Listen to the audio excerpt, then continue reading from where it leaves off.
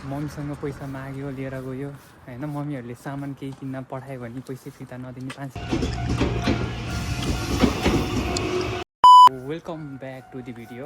So फेरि म चाहिँ काम जानु लाग्यो। अब चाहिँ हिँडेर जाने आज चाहिँ जस्ट हेरिदिउँ यता के कसो हुन्छ। सो यता त्यही नेउका आइज पेर्ना आइरहेको रहेछ, पिङिङ पिङिङ पिङिङ गर्दैछ। दुइटा आइरहेछ नि त माथि ल, एउटा गयो होइन।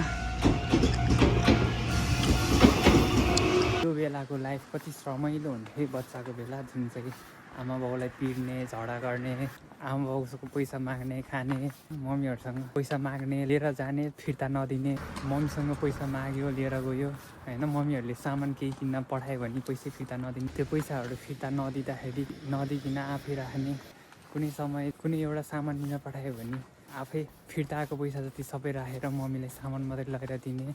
त्यो गर्नु चाहिँ कति रमाइलो हुन्थ्यो त्यो जमाना। अहिले चाहिँ आफूले कमाउनु पर्ने छ। अहिले आफूसँग 5 रुपियाँ नहुन्छ नि, अहिले चाहिँ आफूले कमाउने भएपछि चाहिँ त्यस्तो गर्नु मन नलाग्ने रहेछ। कति हुन्छ बरु दिउँ भन्ने हुने रहेछ। त्यो बच्चा हुँदाखेरि रोइदियो पुग्थ्यो, त्यतिखेरकै जीवन कति रमाइलो थियो है। न कसैसँग केही गर्नु पर्थ्यो न केही गर्नु पर्थ्यो। आमासँग झगडा गर्थ्यो, पिट्थ्यो, त्यति भएपछि पाइहाल्थ्यो जे भयो नि। आफूले त्यो कुराहरू सोच्दाखेरि चाहिँ बच्चे भइराखेको जस्तो फिल हुने क्या अहिले पनि। आफूले त्यो कुरा सम्झेर अहिले आफूले यो टाइममा दिन नसक्दाखेरि चाहिँ अलि नराम्रो फिल हुने रहेछ।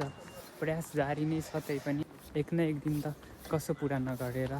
म चाहिँ बाटो राति आउने बेला त डर लाग्छ होला होइन, बुझ्नु भएर यो कुन बाटो भनेर। सो जस्ट मान्छे गाड्ने ठाउँको बिचको बाटो होइन, यस्तो छ यो बाटो। जस्ट भाइरल होला मेरो फेस उसमा। म चाहिँ यताबाट हिँड्दैछु जिबेकन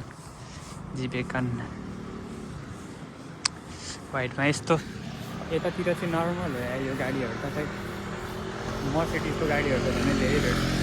यसले चाहिँ रोकिदियो होइन। So just हेरिदिउँ।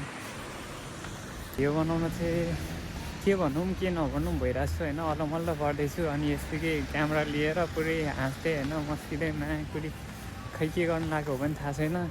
गुड्दैछु बाटोमा, गुड्दै त होइन हिँड्दैछु।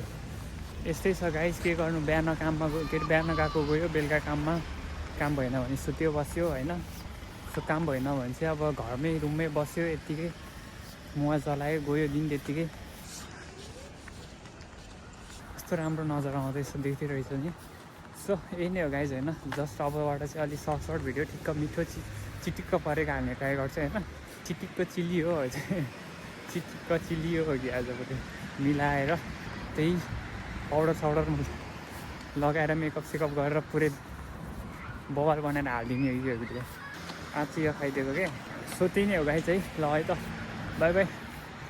काम गर्ने ठाउँमा आइपुग्नु त लाग्छ छैन, जोस् अहिले पछि भेटौँ ल। सो त्यही नै हो। सो अनि अहिले चाहिँ रातिको 10 बजी छ, म 10 साढे 10 घन्टा होला। म चाहिँ कामबाट भर निस्केको होइन, भिडियो बनाउँछु भनेर सोचेँ, जस्ट बनाइदिएँ। किन म कलमा बोलेर जम्थ्यो भने सोध्दै थिएँ ममसँग घरतिर।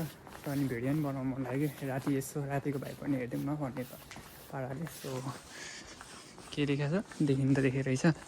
सो जस्ट मेरो चाहिँ अनि अब अहिले लाइट बढायो भने केही देखाएको छैन त्यति राम्रोसँग होइन। सो अनि म चाहिँ के भन्नु गएको भने राति यसरी नै हो। कहिले 10 बज्छ त कहिले कति बज्छ होइन। सो यस्तै हो। 11 बज्यो भने 11:30 12 त्यस्तै हुन्छ। घर गयो, रुम गयो, खानासाना बनायो, खाँदाखेरि त्यही कहिलेकाहीँ 2 सुत्ने टाइम भनेको यस्तै हो। अरूको ठाउँमा के गर्नु, अब घरमा गएर एक्लै हो नि त। अनि त्यही भएर अब साथीभाइदेखि साथीले बनाउँछ भन्ने हुन्थ्यो। अब साथीभाइ पनि अब फाइदा नि छ बेफाइदा नि छ, त्यो पनि त बुझ्नु पऱ्यो।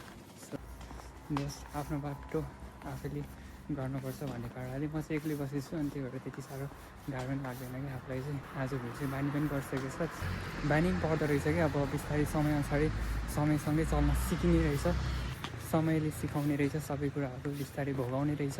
दुःख प्रेम मोह सबै थोक भनौँ न। म चाहिँ त्यही मसँग घाटको बिचबाट रातिको 10 बजी साढे 10 बजे एक्लै हिँड्दैछु होइन। सो अब उस्तै गरेर यतातिर मान्छेहरू पनि भेट्छ, त्यही भएर डराउनु पर्ने खालको चाहिँ कुरा चाहिँ छैन। किनभने छेउछाउमा घरहरू पनि छ क्या। अनि त्यही भएर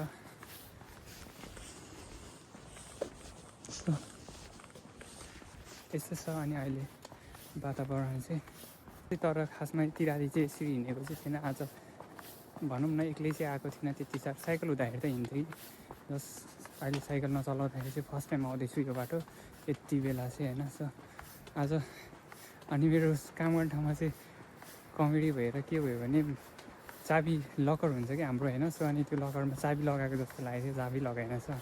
अनि चाबी लगाएन छ होइन, चाबी चाहिँ अनि म्यानेजरले थुतेर राखिदिएछ क्या, थुतेर राखिदिएछ। मैले चाहिँ चाबी लगाएको जस्तो लागेको थियो अनि म चाहिँ धोस्दै चाबी कता खसालेँ भनेर धोस्त खोजेँ। म्यानेजरलाई बुझौँ न त भनेर यसो म्यानेजर भाटामा गएको, म्यानेजरै थुतेर राखेको रहेछ। अनि म्यानेजरले के भन्यो भने चाहिँ सामानहरू छ हराउन सक्छ, चाबीले राम्रोसँग लगाएर राख भन्ने कुरा गरेँ कि। खासै नराम्रो चाहिँ गर्न खोजेको होइन, जस्ट राम्रैको लागि आफ्नै। मैले चाहिँ फेरि अनि अरू दिन चाहिँ बन्द गर्थेँ, फेरि आजै बन्द गर्न बिर्सेको के चाबी पनि होइन। सो के गर्नु, यस्तै छ जिन्दगी। अनि त्यसले गर्दा नि हल्का लेट भयो। म चाबी खोजे गरेँ, 10 बजी छुट्टी भएको, 10:15सम्म त लगभग त्यहीँ भनौँ न चाबी खोज्दैमा थिएँ म ठिक्क। अनि त्यही भएर अलि ढिलो भयो क्या, निस्किनु पर्ने।